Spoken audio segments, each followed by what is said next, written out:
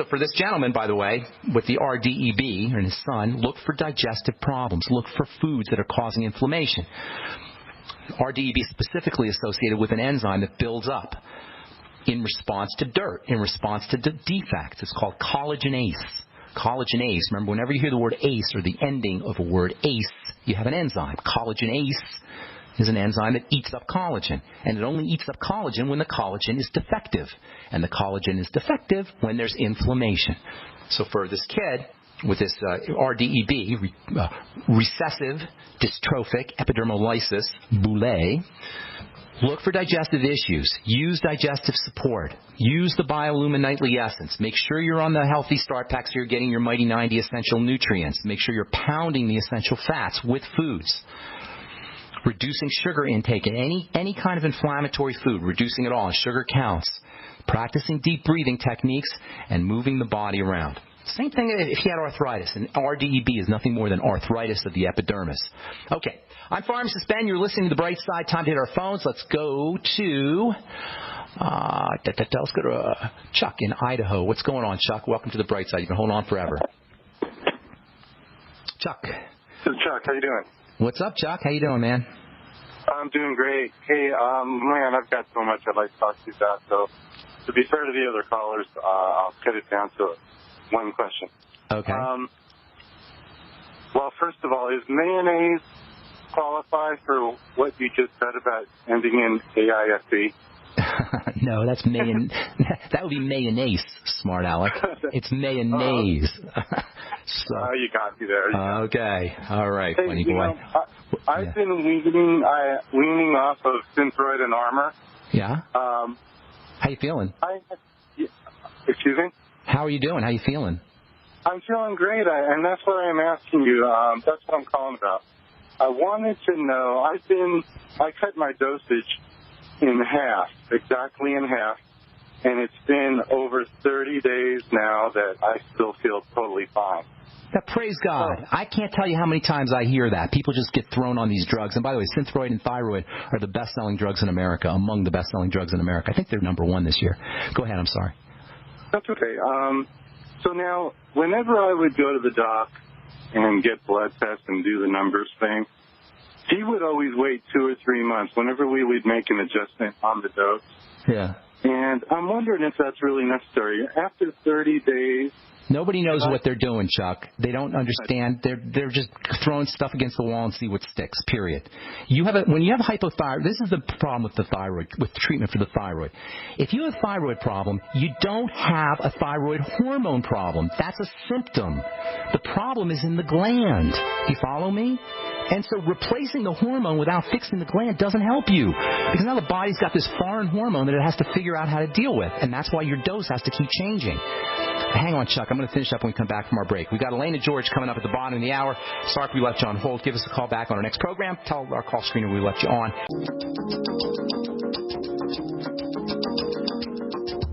We are back on the bright side. I'm Pharmacist Ben. We're on the air Monday through Friday, 8 to 9 Pacific and 10 to 11 Central Time, 24/7 on our archive page at brightsideben.com. Got 4+ years of archives, lots of archives, lots of good health information at brightsideben.com. Also benfuchsarchives.com, and both pages have search engines. You can also go to my blog, pharmacistben.com or criticalhealthnews.com. And if you're interested in purchasing any of the Truth products, Truth Skin Health products, including our retinol 5% gel, go to truthtreatments.com, truthtreatments.com.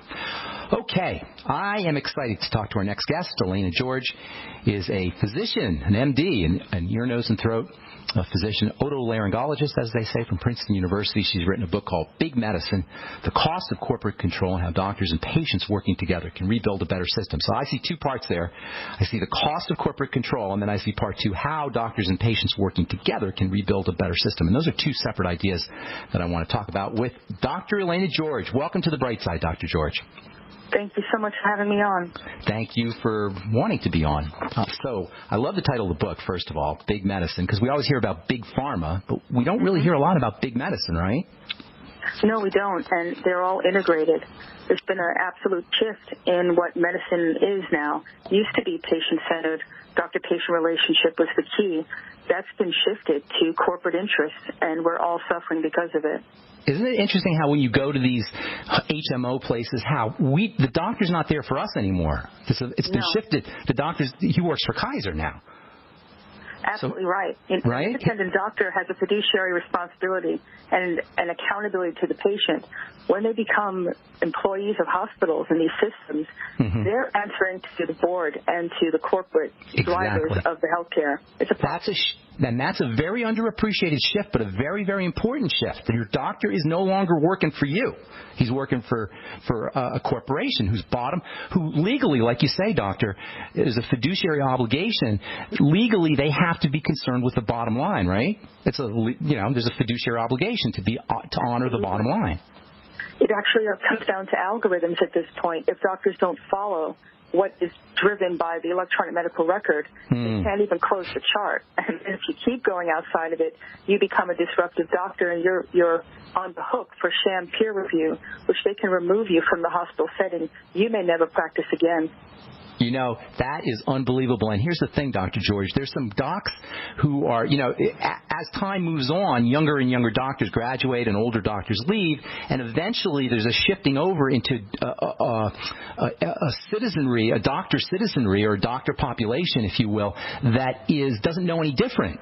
It doesn't even remember a time when the doctor, worked for the patient or was an independent doctor. He went to the doctor's office, and it was a real office, his own office, or even house calls.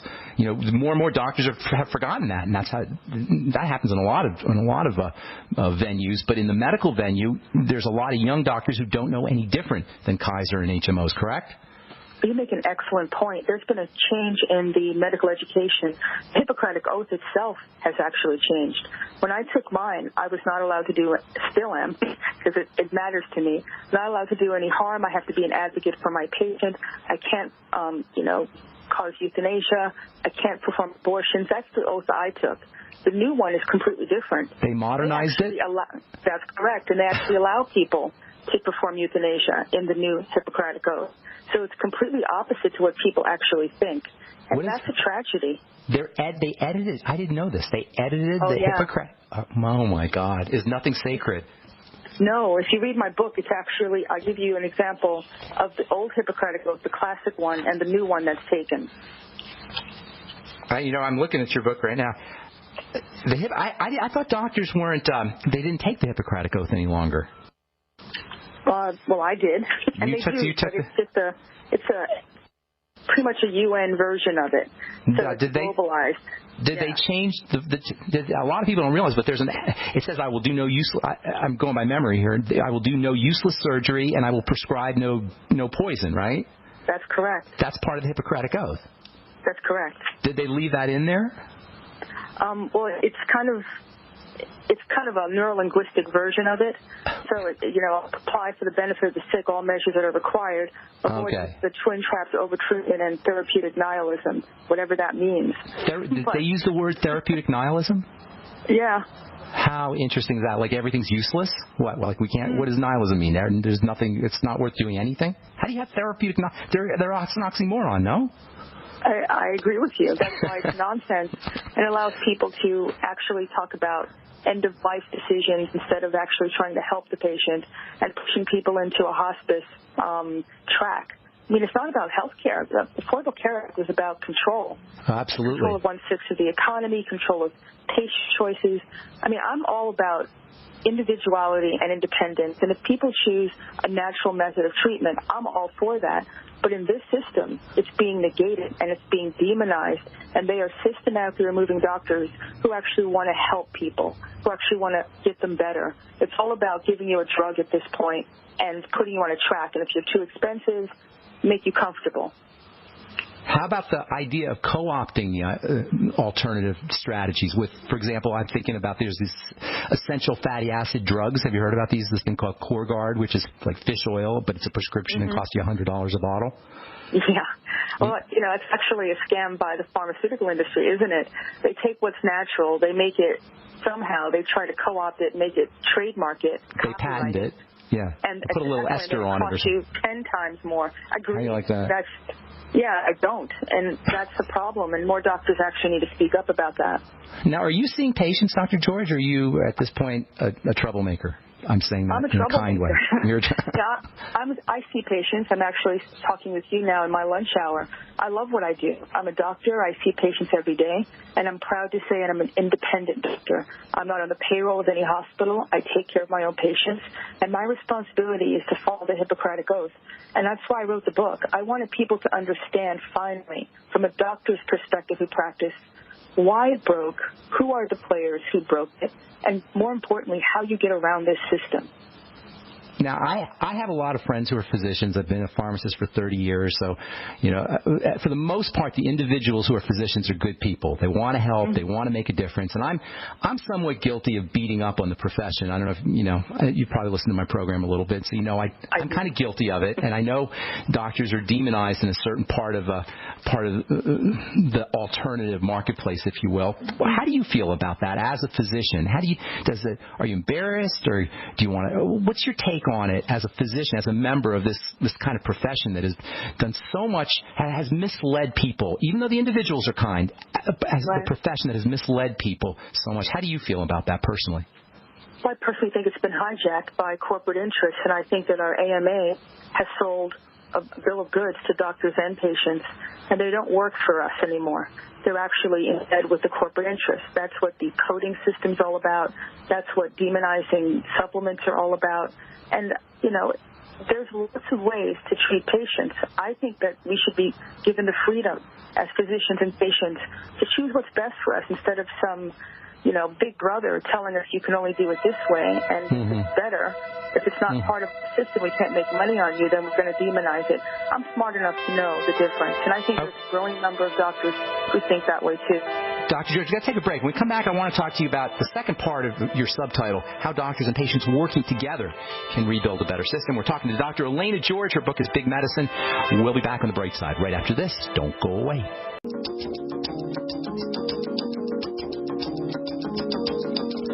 Okay, we are back on the bright side talking to Dr. Elena George about her book, Big Medicine. Doc, before I forget, give out your website real quick, and how can people get a hold of you if they want to talk to you more or get more information about what you're talking about? They can go to drelenageorge.com. That's ELAINA, George like the man's name.com. I've been writing this for about 4 years or 5 years now, so there are also blogs and some links that I think people will find really helpful. What is your blog website? It's the same thing, drelenageorge.com. Oh, okay, got it. drelenageorge.com. So everything's on drelenageorge.com. That's correct, even how to get the book. Okay, good deal. All right, so the second, your subtitle is The Cost of Corporate Control and How Doctors and Patients Working Together Can Rebuild a Better System. So I want to talk about that second part because it's very interesting. I find the idea that doctors and patients can work together very intriguing, and I want to get to that. But before we do, you talk about rationing, this idea of rationing, and I don't think people really understand what that means and the implications of that. And then you mention socialized medicine, and then you link them to Obamacare. So I'd like you to take just a moment and talk about the problem of rationing and what that really is and the implications of rationing, and then what exactly you mean when you say socialized medicine and how these two things are connected to the so-called Affordable Care Act or Obamacare. Well, rationing comes in two sections, if you want to put it that way. There's the insurance companies' view of rationing, where they want you to pay a premium and then deny you care after the fact. They've been masterful at doing that, and they've doubled down on that in the Affordable Care Act. Then there's the soft side of it, and that's patients self-rationing because they don't have enough money to actually come to the physician or actually get the services they need because their out-of-pocket costs are so high.